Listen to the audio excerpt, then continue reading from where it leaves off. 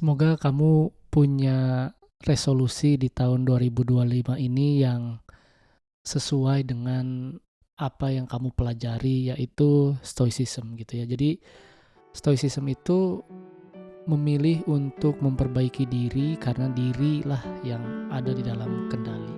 Selamat datang di Siniar Bahagia ala Stoik, menciptakan pendapat untuk bahagia. Bersama saya Jason Herlambang. Siniar ini saya buat untuk menemani kamu yang sedang berlatih mempraktekkan ajaran stoikisme. Saya akan membagikan pengalaman bagaimana menerapkan ajaran stoikisme di dalam kehidupan sehari-hari. Dan ini adalah episode hari ini. Selamat mendengarkan. Di dalam episode ini saya ingin menjelaskan kepada kamu atau mengobrol dengan kamu tentang resolusi di tahun 2025 ini gitu ya. Jadi ketika kita berbicara tentang resolusi itu kan biasanya apa sih yang kamu inginkan gitu ya? Apa sih yang kita eh, inginkan di tahun 2025 ini, seperti goal-goal apa yang ingin kita capai gitu ya. Mungkin dulu ketika saya belum eh, belajar stoicisme, mungkin resolusi yang saya inginkan adalah seperti memiliki uang yang lebih, tabungan yang lebih, pekerjaan yang lebih bagus, ataupun hal-hal yang seharusnya berada di luar kendali saya gitu ya. Tetapi sebagai seorang stoik, apa sih yang harus kita buat untuk resolusi di tahun 2025 ini? Tentunya yang harus kita inginkan, yang harus kita ubah, atau yang harus kita miliki sebagai goal di tahun 2025 ini adalah memperbaiki diri kita gitu ya. Jadi apa yang kurang di dalam diri kita di tahun 2024 ini harus kita perbaiki di tahun 2025 ini gitu ya. Seperti 2024 kemarin kita masih suka marah-marah misalkan. Saya suka masih marah-marah misalkan. Jadi yang harus saya lakukan adalah eh, bagaimana caranya saya tidak marah-marah. Dengan cara apa? Dengan cara-cara stoik gitu ya, memperbaiki sudut pandang kita terhadap sebuah peristiwa gitu ya. Ketika kita melihat teman kita memarahi kita misalkan, julid terhadap kita, ya kita harus menaruh sudut pandang kita itu terhadap apa yang dia lakukan saja, bukan eh, bukan apa ya, bukan sesuatu yang harus kita balas gitu ya. Jadi ketika kita melihat teman kita julid dan marah terhadap kita, ya ya sudah, teman kita marah bukan berarti dia misalkan kesal, atau bukan berarti kita harus marah lagi gitu ya. Jadi eh, kita harus melihat sesuatu itu sesuai fakta eh, yang harus kita lihat dari satu sudut pandang saja, jangan dilihat dari sudut pandang lainnya. Mungkin contoh itu kurang ini ya, kurang kurang kena.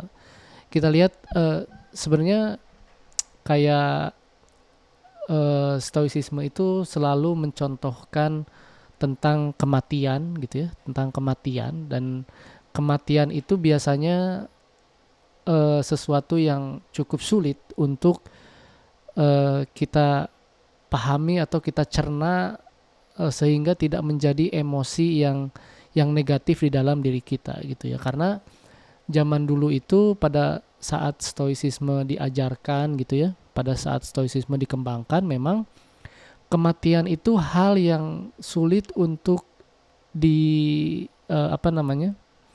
Sulit untuk dihindari. Maksudnya sulit untuk dihindari itu karena dulu itu penyakit itu gampang sekali terkena gitu ya.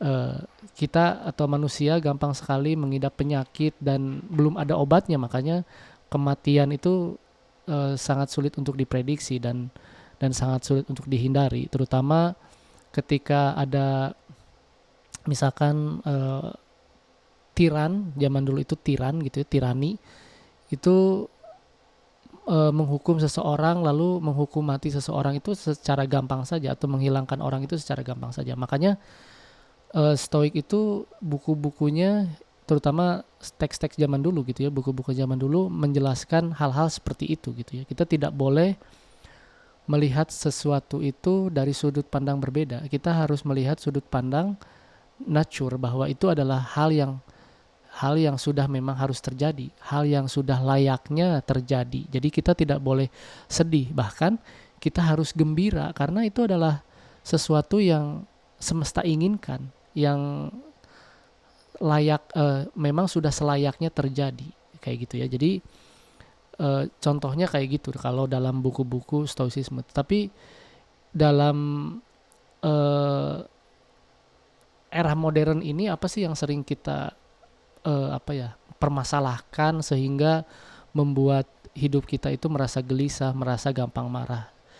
Ketika kita melihat perilaku orang kan ya, perilaku orang. Jadi kita itu gampang sekali melihat atau gampang sekali tersulut gitu emosinya ketika kita melihat perilaku orang yang salah. Nah, padahal dalam stoicisme gitu ya, kita harus melihat sudut pandang, kita harus menaruh sudut pandang untuk melihat orang-orang itu ya sudut pandang manusia biasa saja gitu ya. Dan dalam stoik itu kita harus melihatnya dengan cara manusia itu atau orang-orang yang kita lihat itu, orang-orang yang menyebalkan itu sebagai orang-orang yang ignorance gitu, yang tidak tahu mana yang baik, mana yang benar gitu ya. Nah, kita sebagai manusia atau orang yang mempelajari mana yang baik, mana yang benar, maka sebaiknya tidak boleh marah gitu ya, tidak boleh tersulut emosinya karena kita melihat orang-orang yang tidak tahu mana yang benar, mana yang salah. Nah, kebanyakan dari kita sekarang itu kan mengkonsumsi media sosial, berita dan segala macam gitu. Maka dari itu adalah kendali kita untuk tidak mengkonsumsi hal-hal seperti itu. Gitu ya. Itu adalah kendali kita. Tetapi eh, orang-orang yang menyebalkan di sekitar kita itu ya sebenarnya kita tidak boleh hindari gitu ya, karena kita memang harus melakukan apa yang harus kita lakukan sebagai fungsi dari uh, makhluk sosial gitu ya. Manusia kan makhluk sosial. Jadi ketika kita uh, harus bersosialisasi, harus menghadapi orang-orang yang memang harus kita hadapi seperti teman di dalam pekerjaan, teman di dalam bahkan di dalam lingkar pertemanan gitu ya. Itu ya harus kita hadapi dan kita harus memiliki pola pikir atau sudut pandang yang harus kita taruh dengan benar gitu ya, bahwa orang menyebalkan yang sedang kita hadapi ini tidak bisa membuat saya kesal gitu ya. Jadi kita harus benar-benar memperbaiki sudut pandang kita dan pola pikir kita bahwa orang yang ada di hadapan saya, orang yang menyebalkan di hadapan saya adalah orang yang tidak tahu mana yang baik, mana yang buruk. Dan saya, orang yang tahu mana yang baik, mana yang buruk, harus bersikap accordingly, harus bersikap dengan seharusnya gitu, dengan beretika gitu ya, dengan tenang, dengan tidak marah, dengan tidak destruktif gitu ya, dengan tidak menghancurkan apa yang harusnya kita lakukan, menghancurkan apa yang harusnya kita pikirkan kayak gitu ya. Dan itu adalah memang cara-cara stoik yang harus kita praktekkan gitu, bahwa orang-orang yang berada di dalam kendali kita, orang-orang yang ada di hadapan kita itu bukan berada di dalam kendali kita. Yang harus kita kendalikan adalah emosi kita gitu ya. Itu adalah satu hal gitu ya, satu hal yang ingin kita ubah di tahun 2025 ini, misalkan menjadi orang yang tidak pemarah.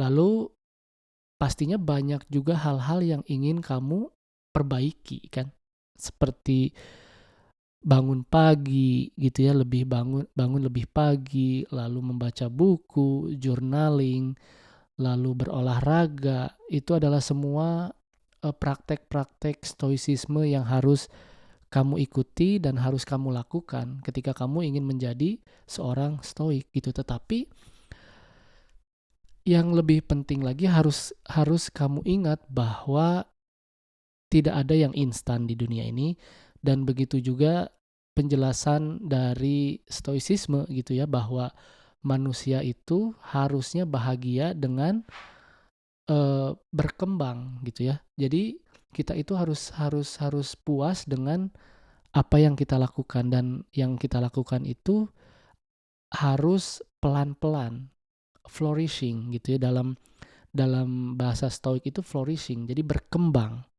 Jadi itulah, berkembang itu adalah bahagia, bentuk bahagia dari kaum-kaum stoicisme gitu ya.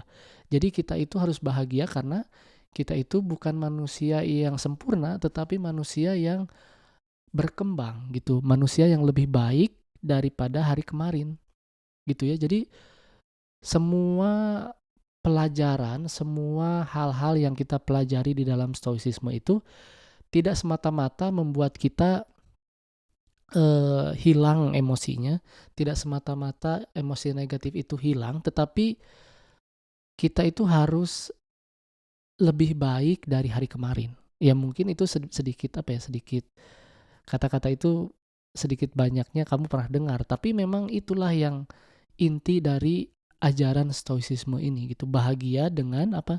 Dengan flourishing. Flourishing. Jadi flourishing itu adalah kata bahagia, kata lain dari bahagia di dalam stoicisme. Kita itu menjadi manusia berkembang gitu ya. Jadi bukan bukan bukan harus, makanya bukan harus, tetapi berlatihlah gitu sedikit demi sedikit gitu ya. Seperti sama halnya seperti membaca buku, lalu kamu berniat untuk tidak mengkonsumsi media sosial, kamu tidak bisa. Saya akan akui itu, kamu tidak bisa, dan saya pun tidak bisa tiba-tiba tidak mengkonsumsi media sosial. Dan itu adalah apa ya, adalah pilihan kita gitu, bahwa ada seseorang yang bekerja dengan media sosial. Lalu ketika kamu ingin eh, apa ya, ketika kamu ingin tidak mengkonsumsi media sosial, kamu bisa mungkin dengan secara langsung menguninstall media sosial di handphone kamu. Tetapi emosi tersebut, rasa cemas, rasa gelisah karena tidak eh, mengonsumsi media sosial itu akan ada gitu, dan tidak akan hilang secara cepat dalam satu hari, tetapi akan hilang secara perlahan bila kamu memang berlatih untuk benar-benar tidak mengkonsumsi media sosial. Kayak gitu. Dan jadi rasa cemasnya itu akan hilang secara pelan-pelan, rasa gelisahnya itu akan hilang secara pelan-pelan, dan makna dari bahagia atas mengkonsumsi media sosial itu akan hilang secara pelan-pelan, tergantikan dengan bahagia karena tidak mengkonsumsi media sosial. Kayak gitu. Jadi begitu juga dengan kegiatan-kegiatan lainnya gitu, seperti bangun pagi. Bangun pagi itu kan adalah resolusi yang banyak orang inginkan gitu ya. Tetapi di dalam bangun pagi itu kamu harus belajar bahwa kamu harus mengatakan tidak untuk hal-hal lainnya, seperti untuk begadang, untuk nongkrong gitu ya. Dan kamu akan merasakan banyak sekali kegelisahan karena kamu mengatakan tidak terhadap hal-hal yang biasanya kamu lakukan, dan itu akan pelan-pelan hilang ketika kamu melakukannya secara terus-menerus, berlatih secara terus-menerus gitu ya. Tidak bisa semata-mata kamu punya pekerjaan sampai jam 2 misalkan, memang itu adalah pekerjaan kamu misalkan, dan kamu harus bangun pagi, tidak bisa, karena memang kamu harus tidur minimal lah 7 jam gitu ya. Dan tentu saja itu adalah hal yang penting kan, memang harus kamu kerjakan, memang kamu bekerja sampai waktu tersebut gitu ya. Dan itu adalah cara kamu untuk bertahan hidup. Dan mungkin setelah bekerja itu kamu harus tahu bahwa oh, saya harus tidur dan katakan tidak untuk nongkrong, untuk nonton TV, untuk apa, pokoknya pulang kerja tidur, meskipun pulang kerja kamu jam 2 jam 3 gitu ya. Tapi ketika kamu begadang, kata Roma Irama kan, ketika tidak ada gunanya ngapain begadang gitu. Jadi ketika kamu begadang untuk nongkrong, untuk main game gitu ya, katakan aja tidak gitu, dan itu harus pelan-pelan. Pelan-pelan itu maksudnya emosi kamu itu akan akan secara tidak langsung berubah kan, mood kamu itu akan berubah dan rutinitas kamu itu akan berubah. Tapi lakukan itu setiap hari, maka perasaan-perasaan gelisah itu akan hilang. Kayak gitu ya. Jadi bangun pagi juga pelan-pelan gitu ya, berkembang.